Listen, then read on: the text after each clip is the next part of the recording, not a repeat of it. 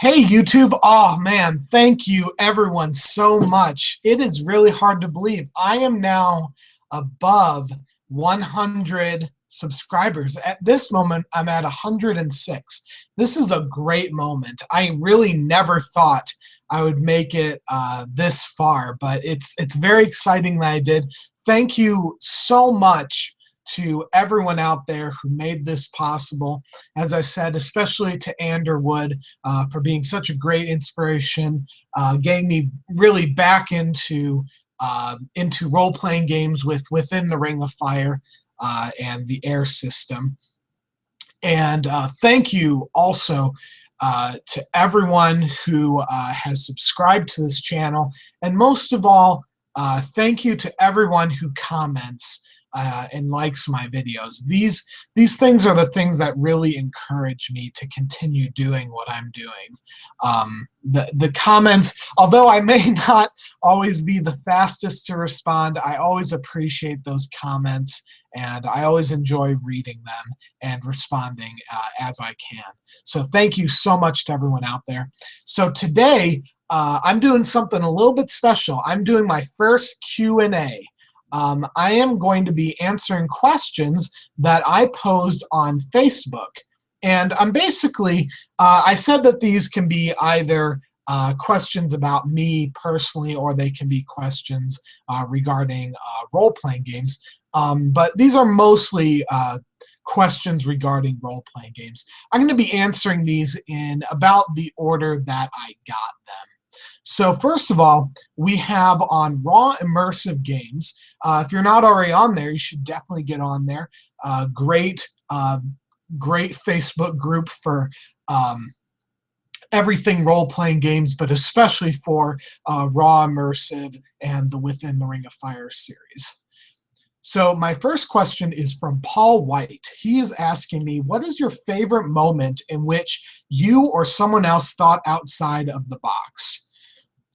Well, I think this goes back to an older video, but weirdly enough, this really was my favorite moment, someone thinking outside the box, because it made the game better. And that was a game of Call of Cthulhu that I ran, and that was the last edition. Not the current edition, but the last edition of Call of Cthulhu. I was playing that with a friend, and it was just me and him. That's how things used to be back then. It was just me and one friend playing, and I was being the keeper of arcane lore, or you could call him the game master of that game.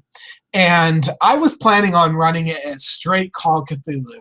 He came up with a really interesting character that was basically it was taking place in Arkham, Massachusetts, and I had the whole city book. I had the whole thing planned out, and he was playing a communist revolutionary living in the United States.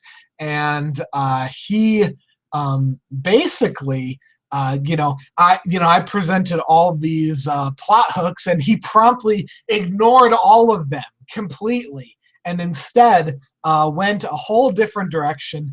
Actually, and there was a lot of improvising because I wasn't prepared for this, and I was a much younger person at that time, not as experienced. But what he did instead was he basically it was the Arkham Revolution. He was bringing about communist revolution in the city of Arkham, and it was really, really cool. I did not expect it, but he planned out this whole raid on the National Guard armory.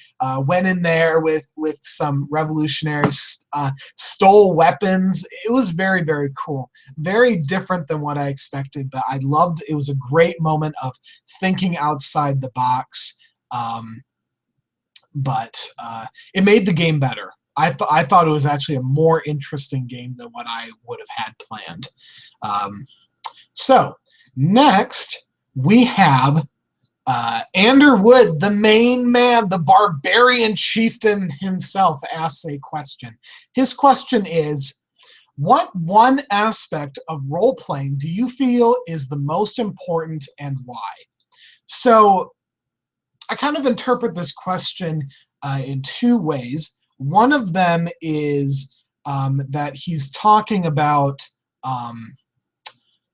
you know, what is the most important thing about that you should do in order to be a good role player.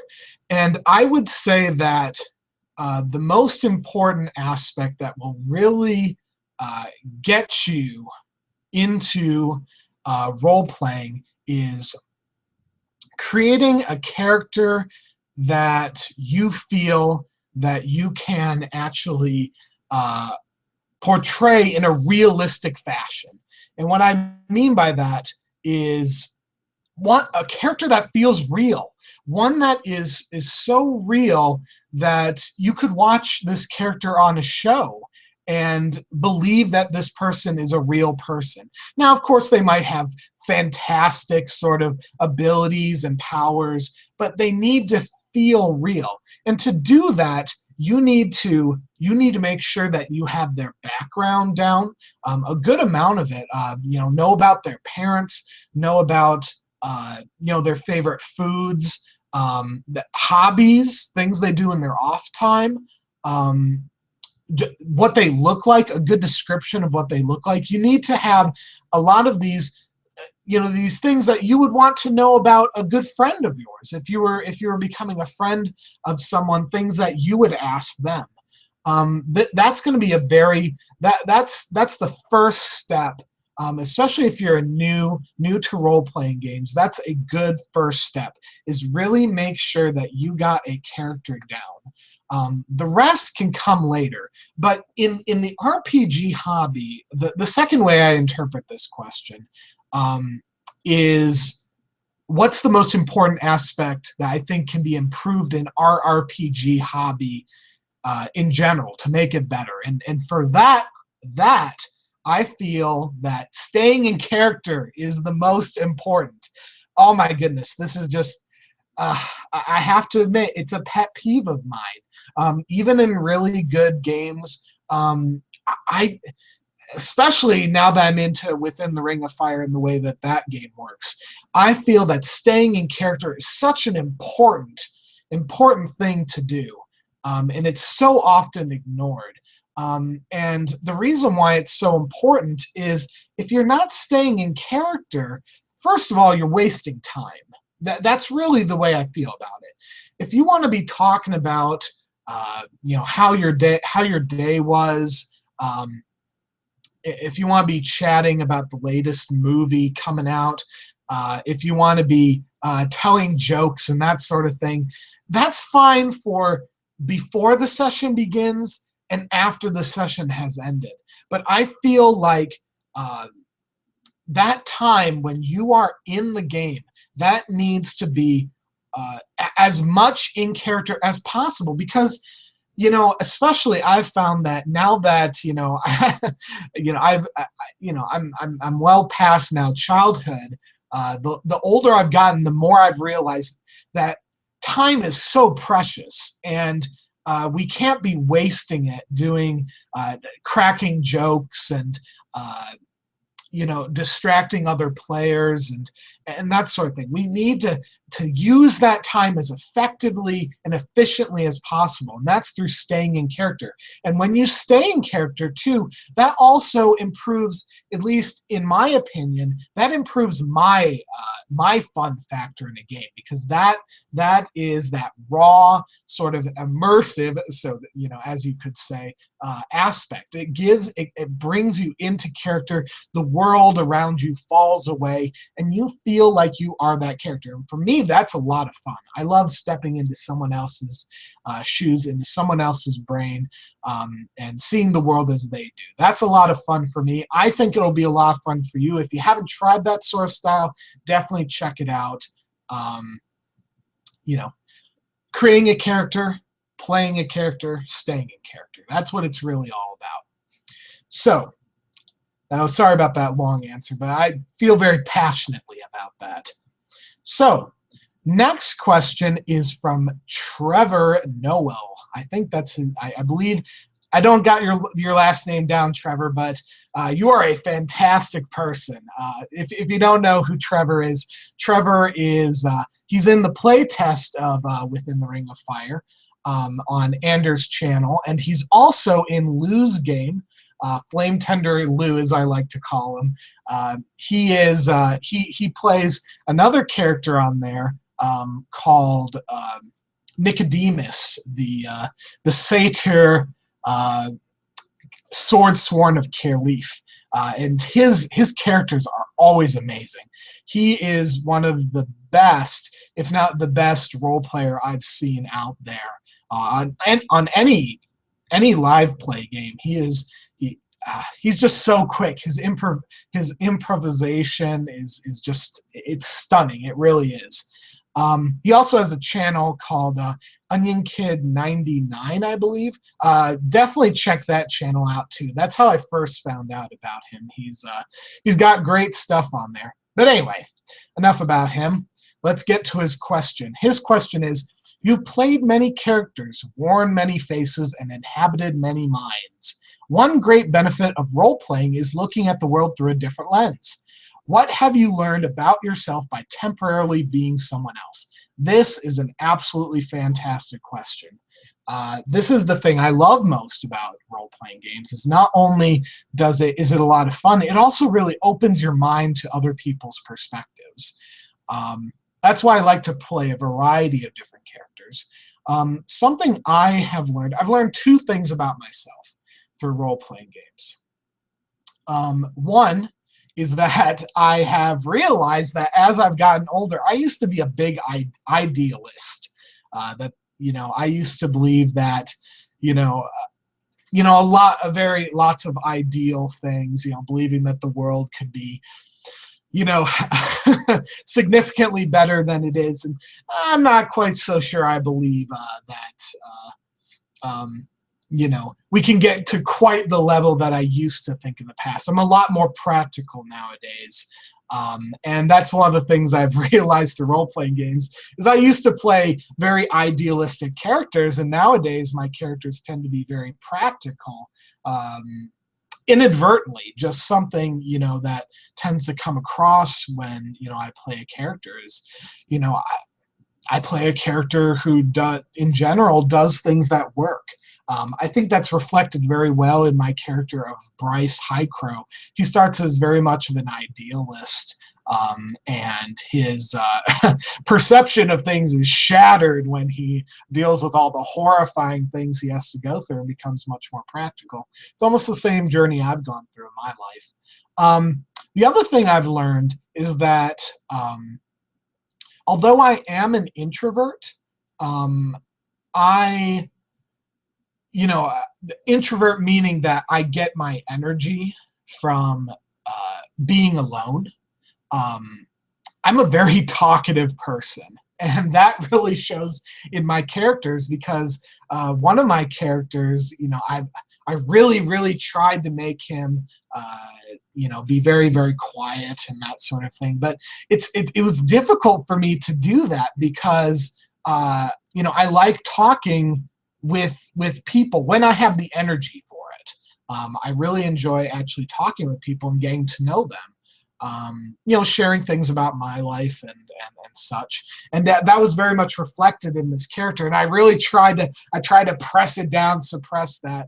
But I'm a little bit more talkative than I thought. And I think as I get older, I am becoming more chatty. As you can see, I have a YouTube channel. A lot of introverts wouldn't do that. But anyway, excellent question. Thank you, Trevor. Next, we have a question from Mike Rand on Raw Immersive Games, and he asks, I want to know how to play a Bali in Vampire Dark Ages. Well, I got a confession. It's an embarrassing confession, especially to those who enjoy more story-driven games. I have never actually, in any seriousness, played World of Darkness games. All right, yeah, I said it. I'm embarrassed.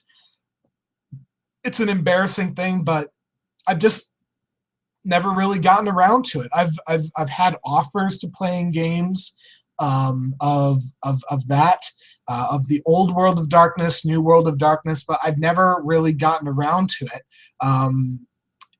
It's very different from what I've played in the past. I have a lot of background in Dungeons and Dragons and fantasy games, science fiction games, but modern games, like modern supernatural games, not really. I post-apocalyptic games too. I've played those, but I've never actually played World of Darkness. I feel like for some reason it feels like it'd be more difficult actually for me to create a character that's more ordinary. I find it easy to come up with characters that are extraordinary, but like making a human just a regular ordinary guy in a modern setting is, I don't know, it feels maybe boring to me, or I don't know. I'd have to try it out. I want to try it out one day, but I've never actually played World of Darkness games in general. Vampire, werewolf, mage, any of it. Shocking, I know. All right, next question comes from Role Players Anonymous. This is another excellent forum. Definitely check it out. We have a question. I'm going to combine two questions. We have a question from Jason Hughes, who I've played with before. Excellent, excellent role player. And also from another a channel that I'm subscribed to, Circo Ruchman. I believe that's how you pronounce your name. I'm sorry if I just butchered it. But the first question is from Circo Ruchman. We have, what is the most powerless, not necessarily incompetent character that you've played, and how is your experience playing him or her or it? Well, I will combine that with Jason's question, which is, what is your favorite character you played and why? So, yes, this character who is the most powerless was also my favorite character that I have played. Believe it or not, this is not Bryce Highcrow. Many of you who know me through, like, first probably know me through Hell and Back, which was a game run by Matt Pritchard that was a Within the Ring of Fire saga that went for 10 sessions. I wish it would have gone longer, but I'm not feeling bitter about that at all. But regardless, it's actually not Bryce Highcrow. I liked Bryce, but I feel like I've actually improved in my game since then. He was enjoyable, but I found one character who I've enjoyed even more, and he is in the Ufbrundi, I believe that is how you pronounce it, saga, and that is on my channel,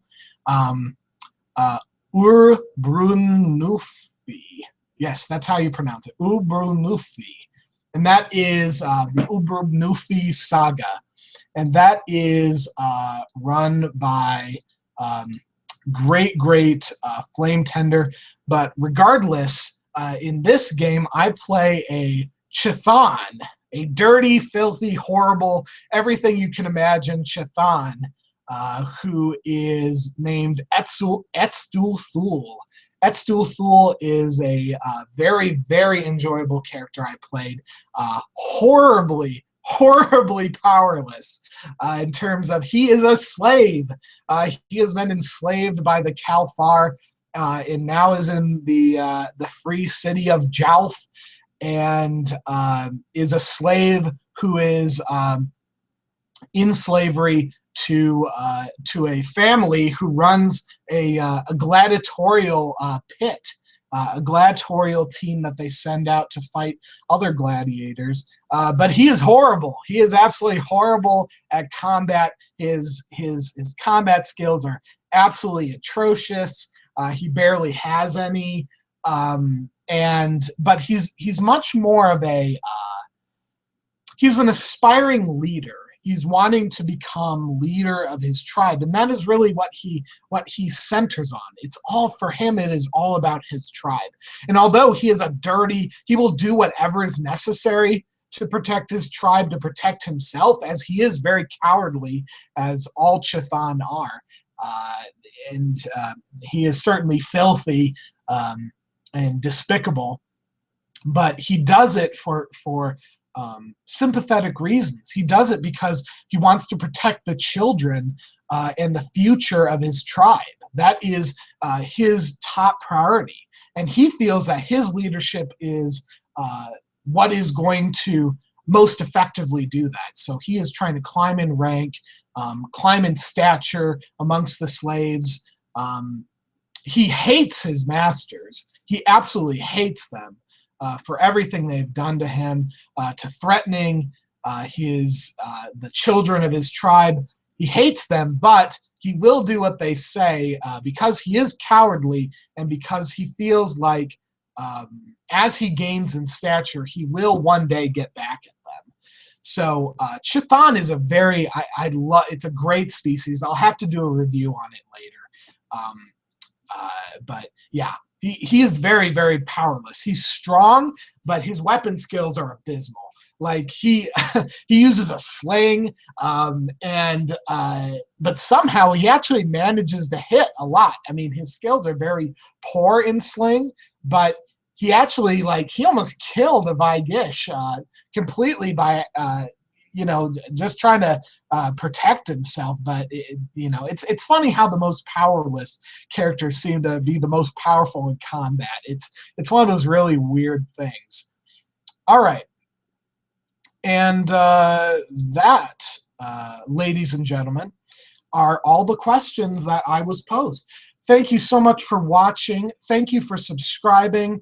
If you want to comment, if you have questions for me, I feel free to post them in the comment section, and I will answer pretty much any question you pose to me. Whether it be personal or